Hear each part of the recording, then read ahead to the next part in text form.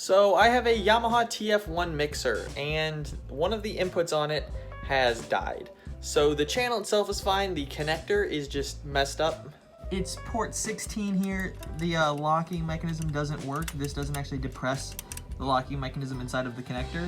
So if I were to plug something in here, it would get stuck. The same thing happened on port 1, and I replaced it, but I bought a couple extra connectors just in case. So I'm just gonna replace this connector. I picked this guy up used for like 250 bucks. It was in awful condition. I mean, this was completely all bent in. It didn't sit flat on a desk. This was all mangled. And I have the sides for it.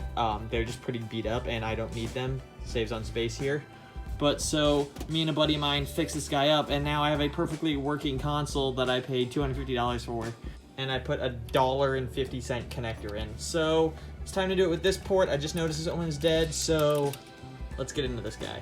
So to get into this guy, you've got a bunch of Phillips head screws all along here you gotta take out. You have 5 along the back, and then another set on the other side. And I primarily use this with just this little audio over Ethernet snake that I made. I've made a few different revisions of it. This is my latest one. I made this guy like probably 3 years ago. Works fine. I'm only using it over like 20 to 50 feet, so nothing too drastic. Haven't noticed any signal loss or anything like that.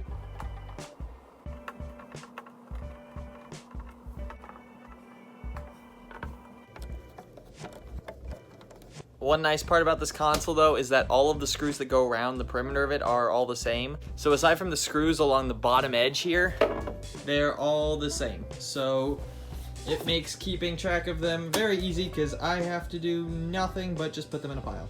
Also, when I purchased this console, the fader bridge was all messed up. I mean, these faders were essentially sunk into the console, and then they were raised up over here, so this was a lot of metalwork and bending and retuning the flying faders and all that stuff. So yeah, I got all this stuff fixed up. So once you get the console all unscrewed, the top half lifts off of the bottom half. I'm going to undo these ribbon connectors and get this guy fully separated.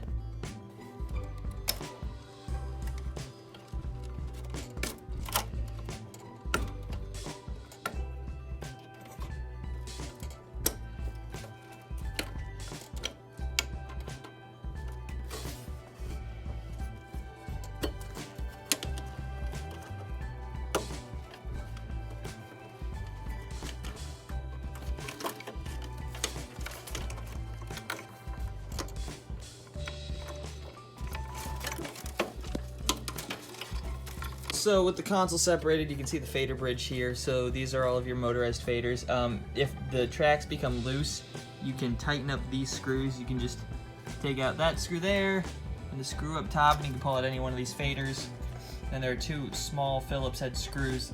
You just use a little jeweler screwdriver, and you can adjust those screws to redo the tension of the motor and the track. But what we're interested in is these boards right here, specifically this board. I already replaced this port, but now it's time to go into this board and replace that. So first I'm going to disconnect our top board, disconnect our ribbon cable, disconnect our bottom ribbon cable, disconnect our bottom board, undo this mini tie, and there's this wire that does nothing. I have no idea what it does. But so I'm gonna have to get this guy unscrewed, take out the top board, then take out the bottom board. And that's gonna require removing all of these screws back here. So this is gonna be fun. And with all of these screws removed, the 2 standoff screws, this board just slides right out. And I should mention that this whole repair pretty much goes for any of these ports. They're all the same. It's just pick which board you want to play around with. But now I'm going to remove this cable here, and I have to dig out this board, which just uses PCB pillars. So I'm going to have to get a set of pliers to undo these guys, and then pull out all of these screws. So I removed everything. I have access to the bottom board, and here is our faulty port. It connects to the board with quite a few pins. It connects here, here, here, all these 3 pins and these 2. So I'm gonna go ahead and desolder these guys and throw on my new jack. I have the new connector put on. I haven't soldered it in place yet. You can see I butchered this board here because this is a very thick PCB and my soldering iron, it does not have a very fine point tip. So this is a pain in the butt, and somebody with a lot better soldering skills than me could have done this a lot better. But hey, I got the job done. Now it's just time to solder this connector in place. New connector put on, works.